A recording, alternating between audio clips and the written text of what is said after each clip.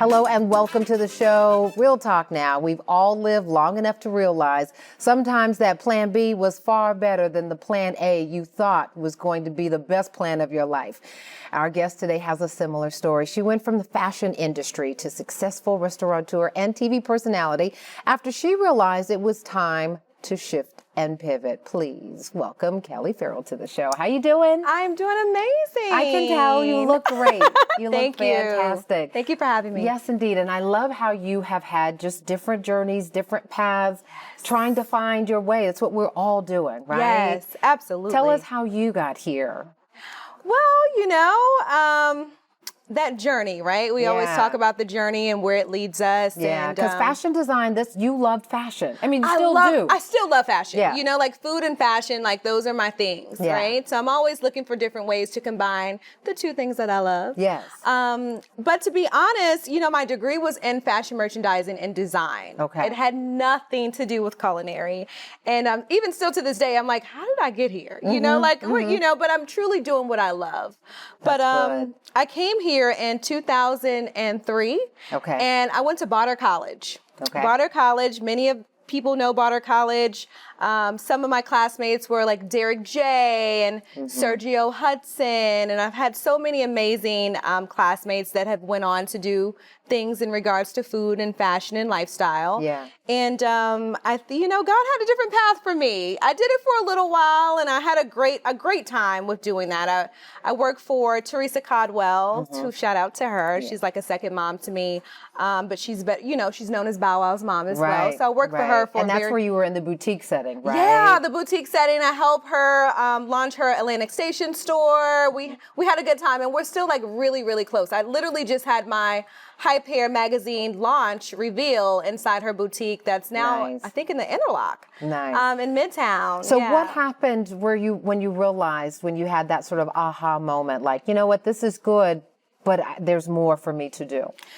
You know what? I think it became a time where it was just, I think I needed to transition and figure out what that next step looked like for me. Yeah. And I became a wife, you know, at the time. I became a mother. Yeah.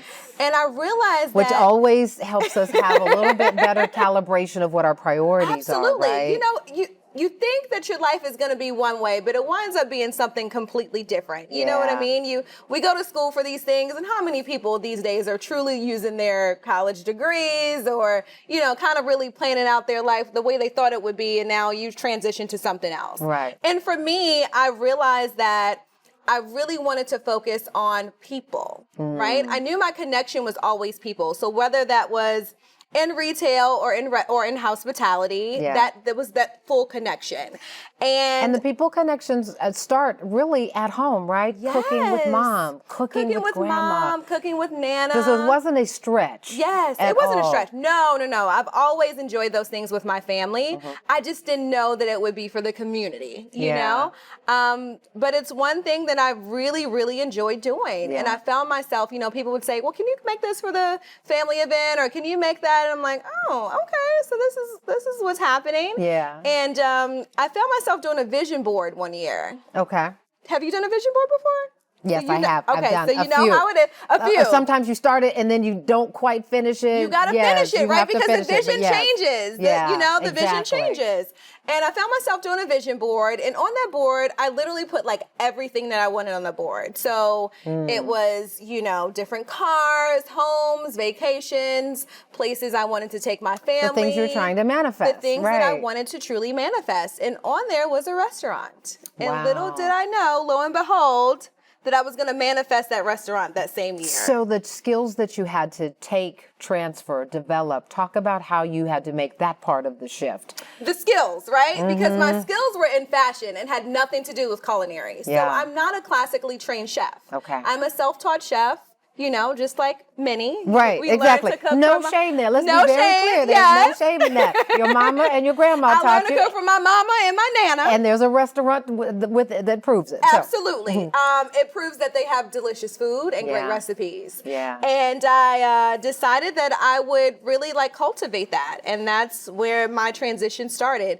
And I always tell people, I literally went to Google and YouTube University, right? Because I knew nothing about... Google you. We've heard of Google You. Oh, how we love YouTube You. Google, right?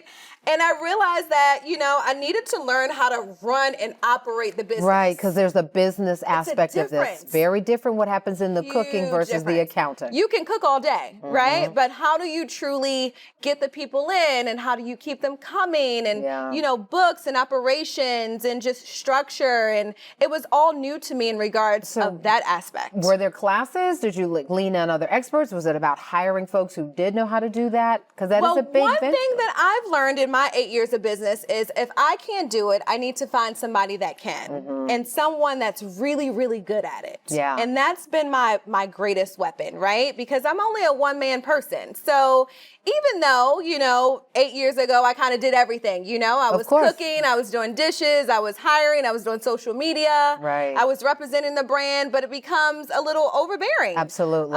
So I've you now can't juggle all of the balls. You shouldn't. Absolutely not. Absolutely not. But now I've been so grateful. I have such an amazing team.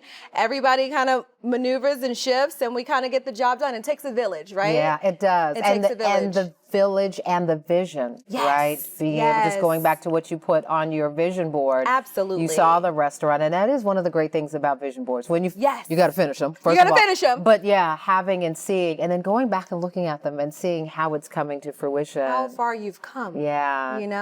It's a great blessing for me. It is. It has been. This conversation Yes. is great. All right. Not going anywhere. Coming up. Yes. You like chicken, right? Of course. You like waffles, right? Yes. You like grits, right? You better. So you are in the right place, and you are not going anywhere. No. The conversation gets better. Kelli's going to fill us in on some of the secrets to making those waffles hit just right, and some business lessons along the way. Stay with us.